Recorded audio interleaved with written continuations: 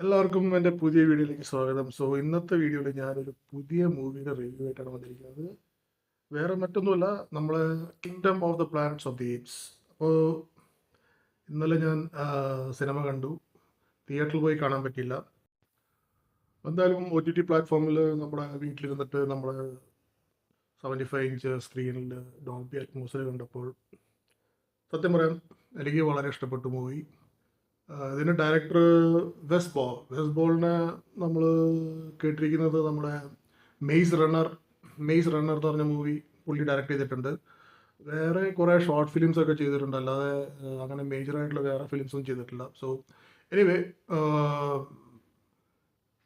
ഇതിൻ്റെ മൂവി തുടങ്ങുന്ന തന്നെ നമ്മൾ മെയിൻ കഥാപാത്രമായ സീസർ എന്ന് പറഞ്ഞ ആ ഒരു ക്യാരക്ടർ അത് മരിച്ചു കിടക്കുന്ന ഒരു സീനിലാണ് തുടങ്ങുന്നത്. മൂവി സ്റ്റാർട്ട് ഫ്രം, എന്താ പറയുക, സീസർ മരിച്ചു കഴിഞ്ഞിട്ടുള്ള സംഭവങ്ങൾ, ആ ഒരു സംഭവങ്ങൾ ആണ് നമ്മൾ ഈ സിനിമയിൽ കാണാൻ പോകുന്നത്. സീസർ എന്ന് പറഞ്ഞൊരു ക്യാരക്ടർ ഈ സിനിമയിലില്ല, പക്ഷേ ഉടനീളം സീസറിനെ പറ്റി ഇതിൽ പലപ്പോഴും എടുത്ത് പറയുന്നുണ്ട്. പിന്നെ ഇതിൽ വില്ലനായിട്ട് വരുന്ന ഒരു ക്യാരക്ടറും പുള്ളി സ്വന്തമായിട്ട് ഈ സീസർ എന്ന് പറഞ്ഞൊരു പേര് പുള്ളി സ്വന്തമായിട്ട് എന്താ പറയുക ഏറ്റെടുക്കുന്നുണ്ട്. സിനിമ എങ്ങനെയുണ്ട്? എന്നെ സംബന്ധിച്ച് ഞാനൊരു പ്ലാനറ്റ് ഓഫ് ദി ഏപ്സിൻ്റെ ഭയങ്കര ഒരു ഫാനാണ്. എനിക്ക് ഇത് ഭയങ്കര ഇഷ്ടമായി. പ്രത്യേകിച്ച് ആ CGI എഫക്ട്സും സ്പെഷ്യൽ എഫക്ട്സും ഒന്നും പിന്നെ എടുത്തു പറയേണ്ട കാര്യമില്ല. എന്താ പറയുക, ടോപ്പ് നോച്ച്, ഒരു രക്ഷയില്ല, അടിപൊളിയായിട്ടുണ്ട്. പിന്നെ എന്താ പറയുക, ഒരു ക്യാരക്ടറൈസേഷനും പിക്ചറൈസേഷനും പിന്നെ ആ ഒരു ഈ നമ്മളെ ഇതിലുള്ള ആ ഒരു മങ്കീസിൻ്റെ മുഖത്ത് വരുന്ന എക്സ്പ്രഷൻസ്, അതൊക്കെ ഭയങ്കര രസമായിട്ട്.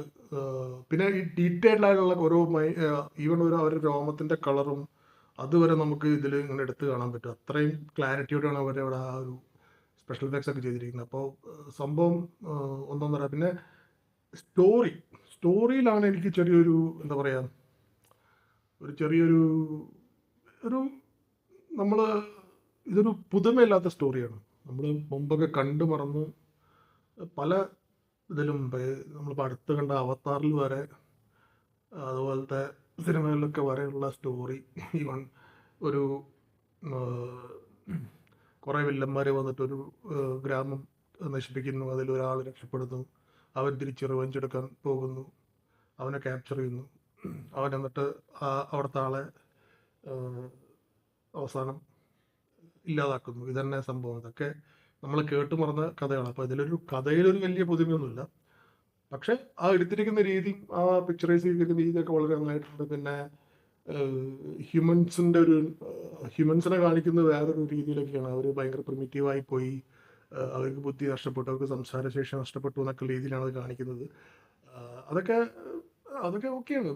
ബിക്കോസ് നമ്മൾ ആ ഒരു കഴിഞ്ഞ എപ്പിസോഡിൽ കാണുമ്പോൾ ഏകദേശം അവർ ആ രീതിയിലേക്ക് എത്തിയിട്ടുണ്ടെന്നാണ് അറിയാൻ കഴിഞ്ഞത്. ഇപ്പോൾ എന്തായാലും ഈ സിനിമ ഇതിൽ കൂടുതലും എംഫസൈസ് ചെയ്യുന്ന പറഞ്ഞാൽ ഈ ഒരു വീണ്ടും ഒരു ലിബറേഷൻ എന്ന് പറഞ്ഞാൽ ഈ എയ്പ്സിൻ്റെ ഉള്ളിൽ തന്നെയുള്ള ഒരു ലിബറേഷൻ ഉണ്ടല്ലോ, ആ ഒരു സംഭവമാണ് ഇതിൽ കാണിക്കുന്നത്. പിന്നെ ആ ഒരു സീസറിൻ്റെ അതേ എന്താ പറയുക, പുള്ളിയുടെ ഒരു ഇതുണ്ടായിരുന്നല്ലോ, ലൈക്ക് എയ്പ്സ് സ്റ്റേ ടുഗദർ, അങ്ങനെ സ്റ്റിക്ക് ടുഗദർ, അങ്ങനെയുള്ളൊരു സംഭവം, like apes don't kill each other എന്നൊക്കെ പറഞ്ഞുള്ള ആ സംഭവമൊക്കെ, അതൊക്കെ ഇതിൽ കുറച്ചുകൂടി ഒരു എംഫസൈസ് ചെയ്തിട്ട് അതിനെ ബേസ് ചെയ്താണ് ഈ സിനിമ മുന്നോട്ട് പോകുന്നത്. അപ്പോൾ എന്തായാലും ഒരു വൺ ടൈം വാച്ച് എന്നുള്ള രീതിക്ക് ഇത് നിങ്ങൾക്ക് ഉറപ്പായിട്ടും കാണാം.